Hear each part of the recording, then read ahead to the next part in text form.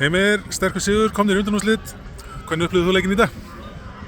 Við byrja vel, við tveim síðustu leikjum höfum við ekki verið nógu öflugir en við gott höfum að fara í hérna í dag og vorum góðir, vorum svolítið klaufar í lok fyrri hálfleiksins og voru 30 sekúndur eftir og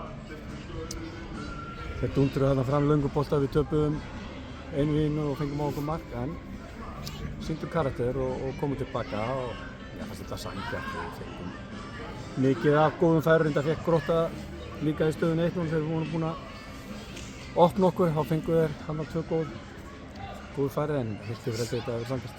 Hvað réð úrslitum í dag? Ætli hafi ekki verið bara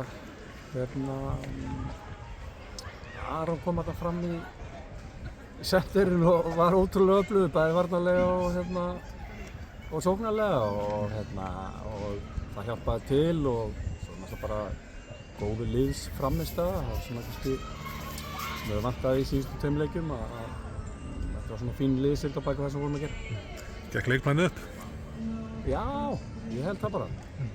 Náðum að fara svolítið út á vængina og fá fyrirgjafir og hefði kannski mátt vera aðeins á síðasta þriðjung aðeins betra ákvarðanir að taka en hér spilum við bara fínasta frammistaða og svo verður ég líka að segja það að stuðningur var geggjaður hérna í dag, frábært veður og frábær stemning eins og það búið að vera hérna á Fylkisvellinum og stuðningsmennirnir eiga þakkir skildar fyrir að þennan stuðning sem þeir hafa sýnt okkur í sumar.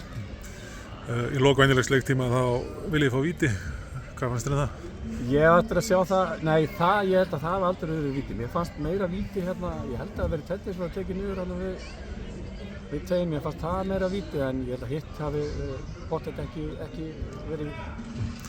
Afturhelding í undanúrslitum, aftur á heimavelli. Stefnið ekki bara á titilinn? Við náttúrulega bara stefnum á að reyna að koma okkur í úrslitaleikinn, það er byrjun og afturhelding er andstæðingurinn og við töpuðum illa fyrir þeim síðast á útivelli og þannig að við þurfum að þegar sá leikur verður, ég veit nú ekki hvernig hann er, þannig að við þurfum að undirbúa okkur vel fyrir þann leik. Næst er bara leikur í deildinni og